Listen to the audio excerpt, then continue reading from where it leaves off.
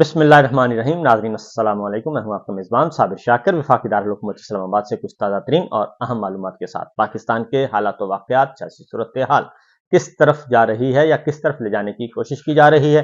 ये तो हम सबको पता है कि किस तरफ ले जाने की कोशिश की जा रही है और इस जाली निज़ाम को, फरसुदा निज़ाम को बचाने के लिए हर मुमकिन इक़दामात किए जा रहे हैं। लेकिन अब ये जाली निज़ाम, फरसुदा निज़ाम दम तोड़ रहा है और दम तोड़ चुका है। बस इसको वेंटिलेटर पर रखा हुआ है और किसी वक्त भी वो वेंटिलेटर जो है वो ऑफ कर दिया जाएगा और जैसे ही वो वेंटिलेटर ऑफ होगा उसके बाद आप कह सकेंगे इस निज़ाम के बारे में इन्ना लिल्लाहि व इन्ना इलैहि राजिऊन।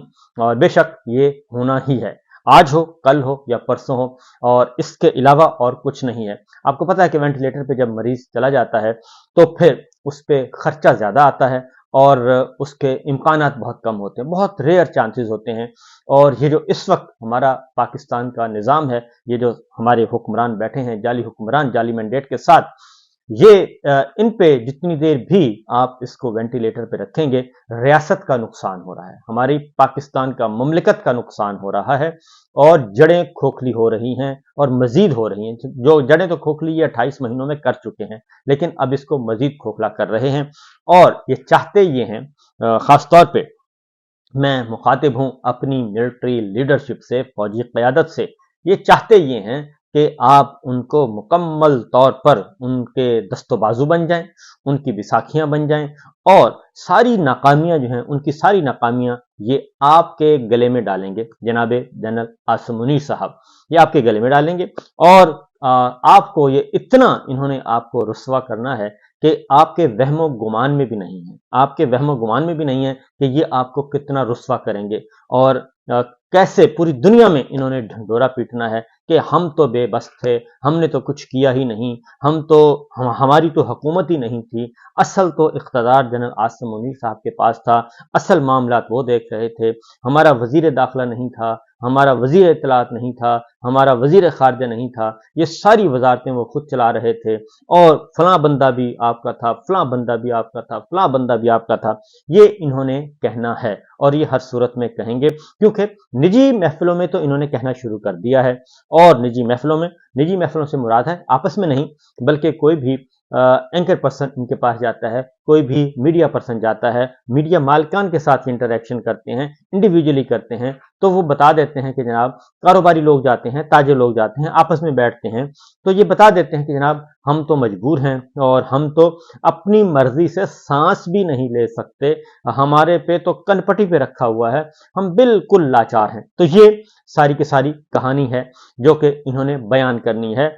उस वक्त करेंगे जब आप मजीद कमजोर हो जाएंगे। ये आपको कमजोर कर चुके हैं, ये मजीद आपको कमजोर करेंगे और जब आप मजीद कमजोर हो जाएंगे तो ये आप पे चढ़ दौड़ेंगे और उसके बाद ये सारा मलबा आप पे डाल के सारी उम्र जो है वो आपको कोसते रहेंगे। कैसे कोसते रहेंगे?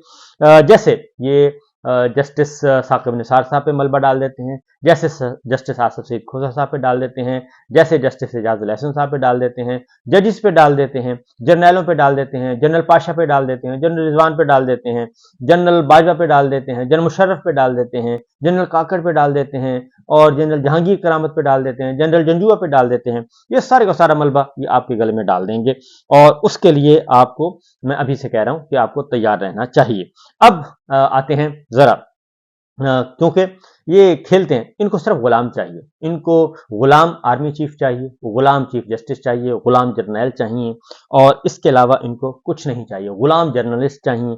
अगर तो आप इनके गुलाम बनने के लिए तैयार हैं तो वेल एंड गुड। और जैसे ही आपने कोई बात करेंगे, इंडिपेंडेंटली बात करेंगे, आप सिस्टम की बात करेंगे, आप इदारे के साथ खड़ा होने की कोशिश करेंगे, आप इनकी गुलामी से निकलने की कोशिश करेंगे, तो ये फिल फॉर आपको चढ़ दौड़ेंगे। क्योंकि आजकल ये आपको जरा थोड़ा सा मैं आपको कंपैरिजन बता देता हूं कि ये करेंगे क्या आपके साथ। ये करेंगे ये कि जैसे अब ये जनरल बाजवा का कर रहे हैं, जनरल फैज का कर रहे हैं, सारा मलबा उन पे डाल रहे हैं, जबकि ये जनरल बाजवा के साथ मिलके अपनी गेम सेट करते रहे, उन्हीं के कंधों पे बैठ के आए और उन्हीं के कंधों पे बैठ के गए, फिर वापस आए और उनके साथ मामला तय करते रहे, उनके ड्राइंग रूम में बैठ के सारी चीजें तय करते रहे।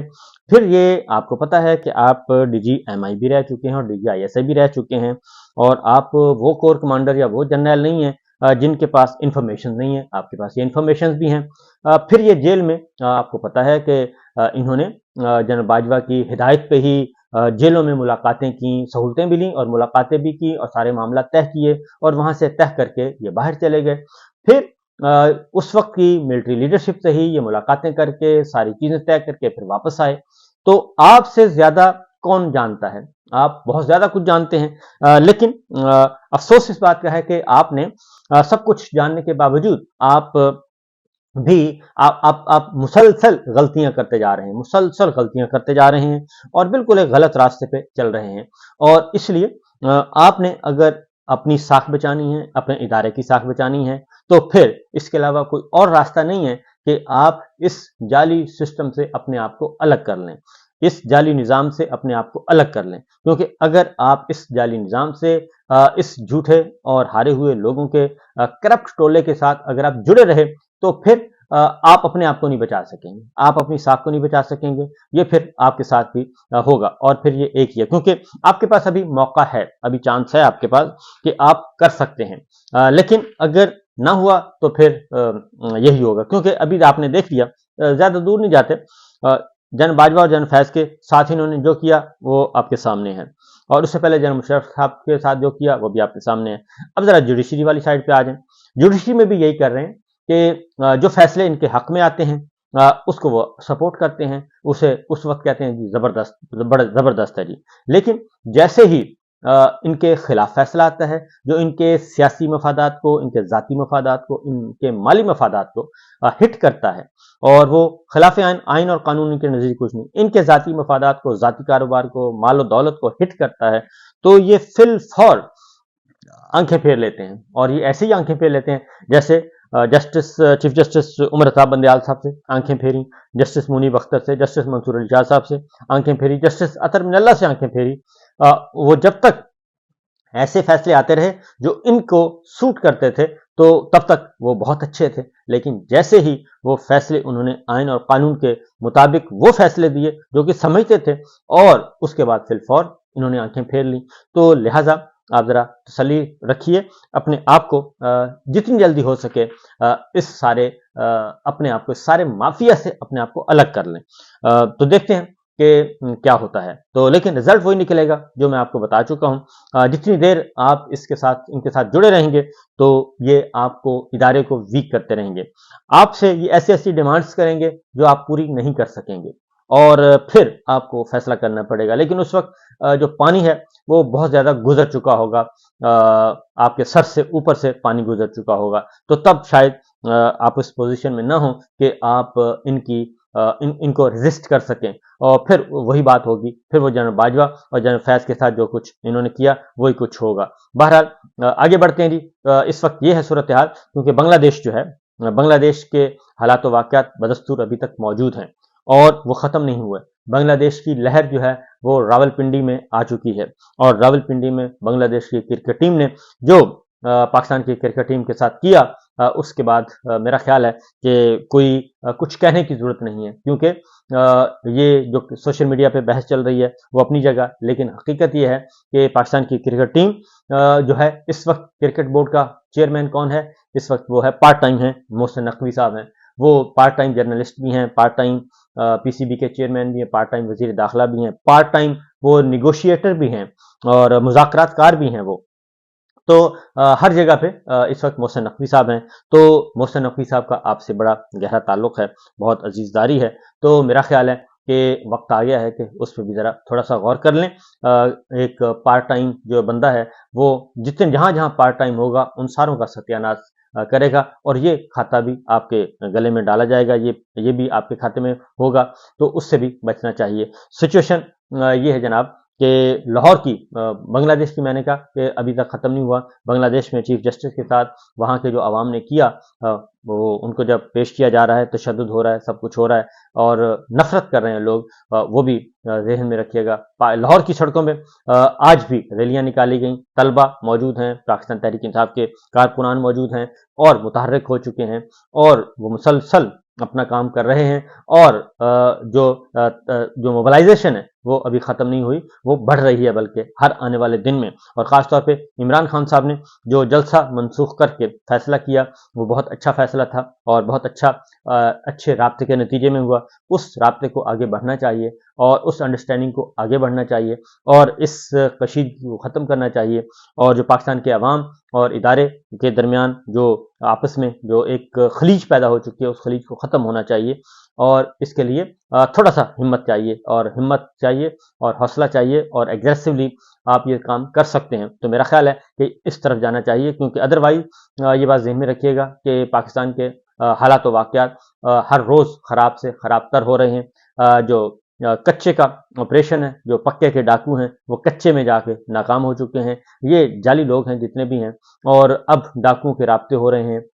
ڈاکو خود وزارت داخلہ کو فون کر رہے ہیں کہ ابھی میرا نام کیوں ڈالا آپ نے اس لسٹ میں جس میں ہیڈ منی رکھی ہوئی ہے، سر کی قیمت مقرر کی ہوئی ہے، تو میں نے تو نہیں مارا ان کو، تو فلاں نے مارا ہے۔ تو اس لیے یہاں تک یہ چیزیں آ گئی ہیں۔ پھر یہ طاقتوروں کا ملک بنتا جا رہا ہے اور مافیاز کا ملک بنتا جا رہا ہے، اس سے بچنا چاہیے۔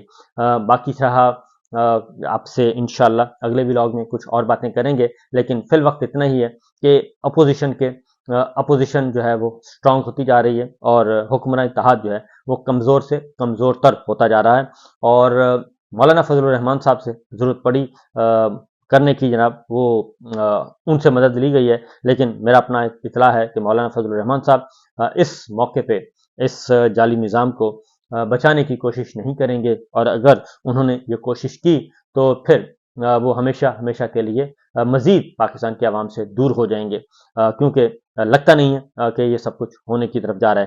قاضی فائز عیسیٰ صاحب جو ہیں وہ اپنا سامان پیک کر چکے ہیں، اور ان کو بھی 100% یقین ہو جا رہا ہے، بلکہ ہو چکا ہے 100% یقین کہ اب ان کا مستقبل مملکت خدا داد میں نہیں ہے، اور اب انہوں نے یہاں سے پرواز کرنا ہے۔